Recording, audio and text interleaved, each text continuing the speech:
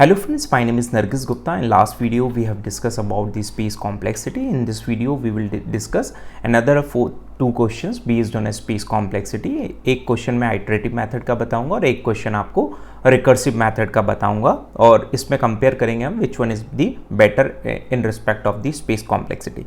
यदि आपने previous video नहीं देखा है तो please watch my first space complexity related video, then उसके बाद में आप यहाँ पे मूव करिए ताकि वहाँ पे आपको क्लियर हो जाए what do you mean by space. Space में ऑक्सिलरी स्पेस क्या होता है, टेम्पररी स्पेस का मतलब क्या है, ये सारी चीज़ें आपको वहाँ से क्लियर हो जाएगी.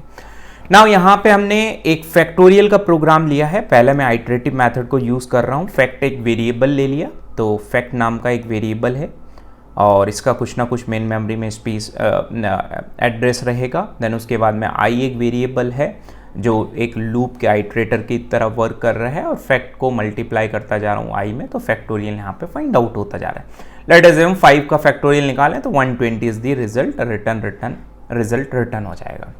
यहाँ पे अब स्पेस को हम देखते हैं. Fact is a integer type variable. Let us assume integer takes the 2 bytes और 4 बाइट्स. हम ये अज्यूम करके चलते हैं कि 4 bytes. It depends on the compiler to compiler. Turbo में वर्क कर रहे हैं 2 बाइट्स एंड यदि आप GCC कंपाइलर पे वर्क कर रहे हैं तो 4 बाइट्स. तो हम क्या बोल सकते हैं कि जो फैक्ट है it takes the 4 bytes. Now अभी मैं आइटरेटिव मेथड देख रहे हैं सिर्फ. इंट इज अ वेरिएबल, वो भी इंटीजर टाइप का, sorry I is a variable integer type का, it takes also 4 bytes. Then उसके बाद में फैक्ट में रिजल्ट स्टोर हो रहा है तो टोटल ये कितने हो गए 8 बाइट्स और रिटर्न जब करा रहा हूँ तो we required the auxiliary memory. तो let us assume the 4 bytes of auxiliary memory required रही, मतलब टेम्पररी स्पेस की रिक्वायरमेंट हो रही. तो टोटल कितना हो गया मेरे पास में 12 बाइट्स. यदि इसको अपन ग्राफ के फॉर्म में देखें तो हम ये बोल सकते हैं कि आप फैक्टोरियल किसी का भी निकालें, 5 का निकालें, 10 का निकालें, 20 का निकालें, ना आई की वैल्यू, मतलब आई की वैल्यू आप 1 यहाँ पे लिखा है तो कोई उसमें कोई चेंजेस नहीं आएंगे, वो स्टिल कांस्टेंट रहेगी. एन की वैल्यू यदि आप 10 कर देते हैं तो 10 इज जस्ट अ नंबर.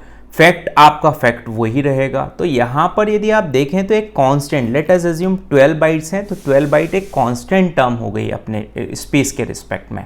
तो कांस्टेंट है, यहाँ पे कोई भी वैल्यू चेंज करने से वो कोई भी डिफरेंस नहीं आ रहा. यहाँ पे फैक्टोरियल 120 आ रहा है, किसी में 600 आएगा, किसी का 800 आएगा, किसी का 8000 आएगा. इट जस्ट अ वैल्यू, उस वैल्यू को हम स्टोर कर रहे हैं.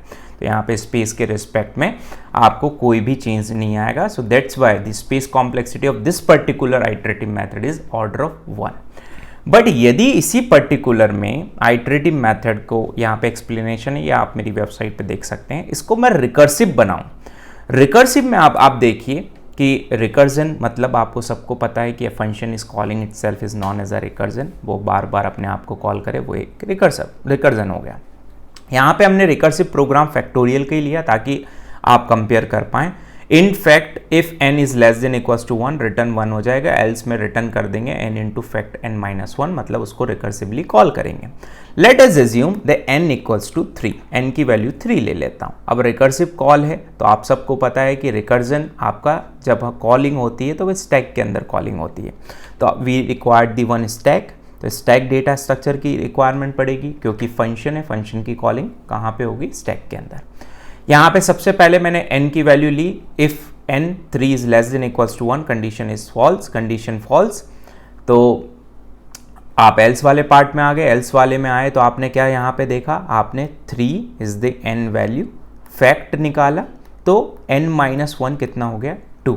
ठीक है, तो n-1 मतलब जब आप कॉल करेंगे तो सबसे पहले कौन कॉल हुआ, फैक्ट आपका 3 कॉल हुआ.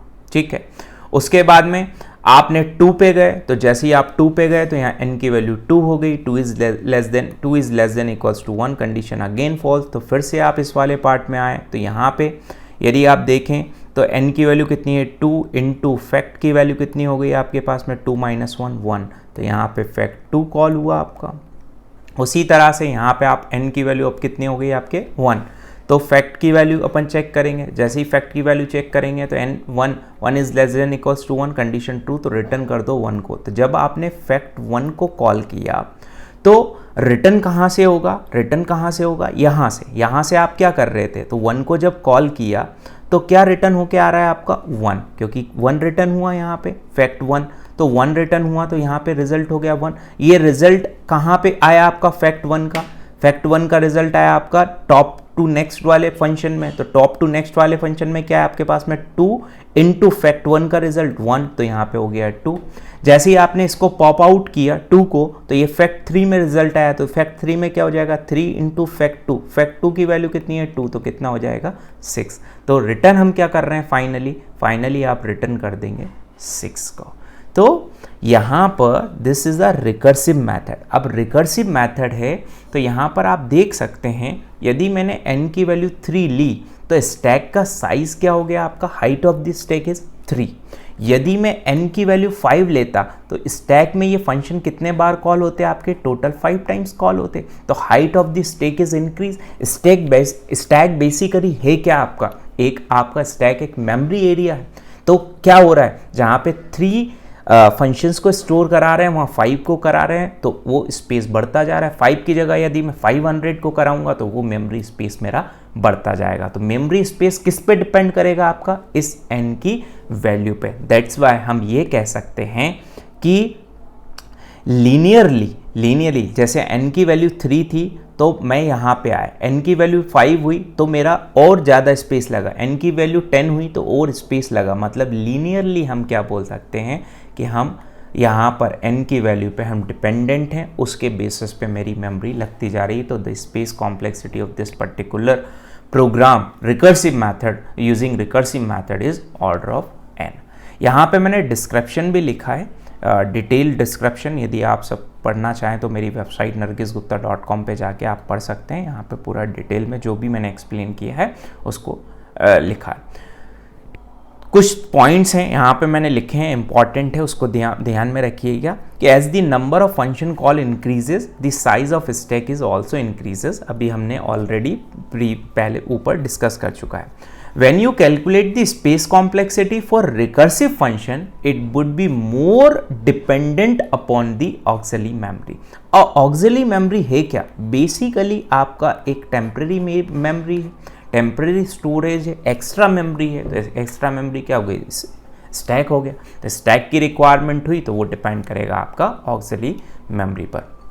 Every recursive function is stored in stack area. सारे जितने भी रिकर्सिव फंक्शंस के कॉल होंगे वो सारे के सारे स्टैक एरिया में स्टोर्ड होंगे। This is all about the space complexity. Thank you so much.